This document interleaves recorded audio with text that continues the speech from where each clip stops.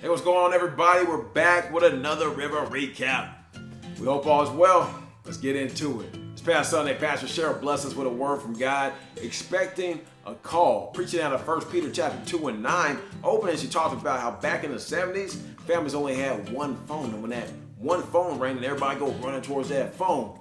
Hers in particular had this really long cord, and what her and her sisters would do, and see, they would take it into the bathroom and they covered that with a pillow whenever they were expecting a call from their boyfriends after their father was asleep, because they didn't have any mute though. She told us that God has a call in our life, and that we either have heard God's call and we're living as though we have not, or we have not heard God's call and we're living as though that we have.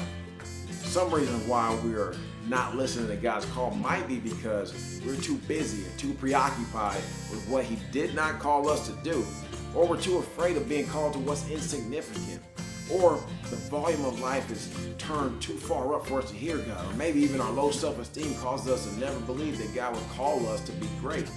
She told us that some people, they seem called because they were expecting the call, and that God first gives a dream, the vision, and then the desire. God doesn't call us and then we're doing what He called us to do. We have to be patient enough to walk it out.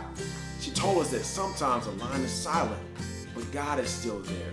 And that greatness is not about us, but it's about His greatness in us. Continuing, she said, we might look at some people and say, oh man, they got an easy life. Oh, everything came easy for them. But the truth is, it didn't come easy for any of us. And if anyone has any amount of anointing on their life, it didn't come easy.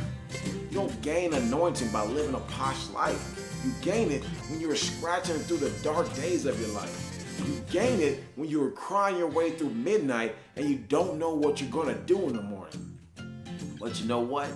God always comes through. That's true greatness. In closing, she encouraged us by saying, if we hadn't heard anything yet, our call is waiting. And if we have received the call, but we put it on hold, it's time to listen.